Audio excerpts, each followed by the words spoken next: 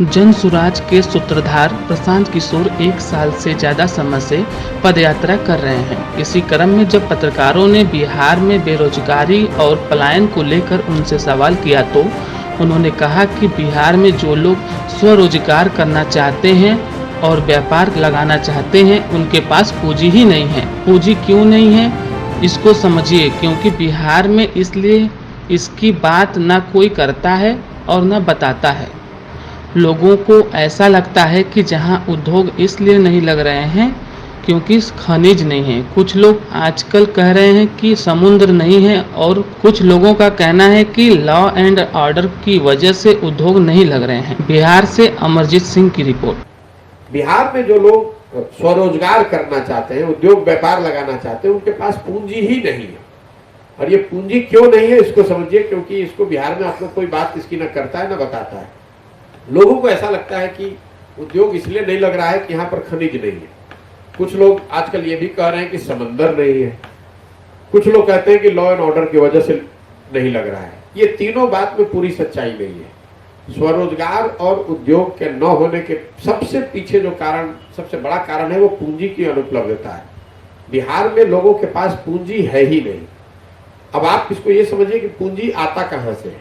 देश में पूंजी आता है जो आप और हम बचत करते हैं, जो पैसा कमाते हैं, जो बचत करते हैं, उस बचत से पूंजी का निर्माण होता है, जिसको कहते हैं ग्रॉस कैपिटल फॉर्मेशन। 100 रुपया आपने कमाया, 60 रुपया खर्च कर दी, 40 रुपया आपका बचा, वो पैसा ही तो पूंजी के तौर पर आपके पास रहेगा। समाज में एक व्यवस्था है कि हर व्यक्ति जो बचत करता है वो अपना बैंकों में जमा करता है।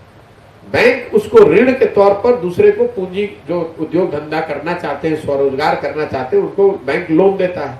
मान लीजिए कि आपके पास 1 लाख रुपए है और आप YouTube का कोई काम करना चाहते हैं, तो आप बैंक में जाते हैं, बैंक आपको 2 लाख 3 लाख रुपए लोन देता है, 4 लाख से YouTube चलाएंगे।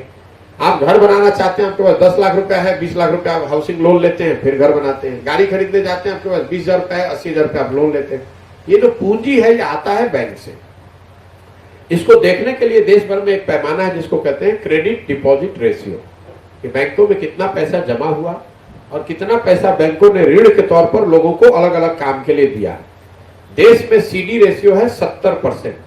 मतलब अगर देश, पूरे भारत भर में लोगों ने बैंकों में जो पैसा रखा, बैंकों की ये मजबूरी है, उनका बिजनेस मॉडल भी है और कानून है कि उनको इतना पैसा तो देना ही है ऋण के तौर पर। बिहार में सीडी रेशियो है 40%, देश में है 70, बिहार में है 40।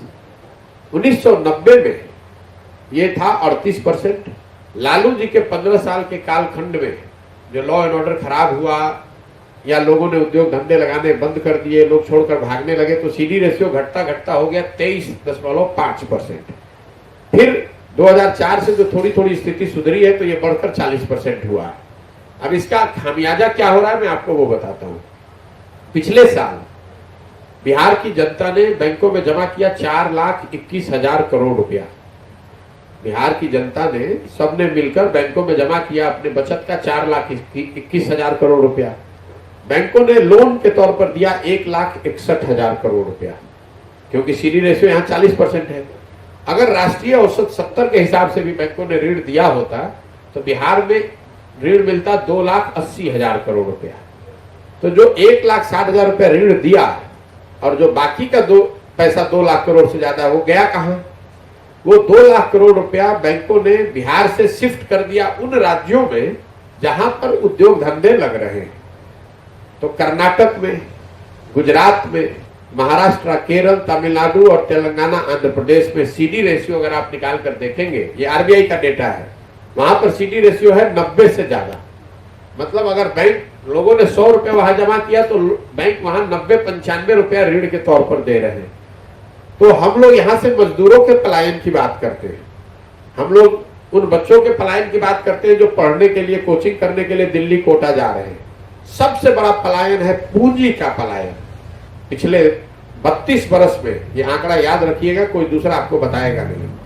1990 से लेकर जब से लालू जी मुख्यमंत्री बने और पिछले वित्तीय वर्ष तक रिजर्व बैंक का डाटा बता रहा है कि 26,35,000 करोड़ रुपया बिहार के बैंकों ने यहां से ट्रांसफर कर दिया दूसरे राज्यों में।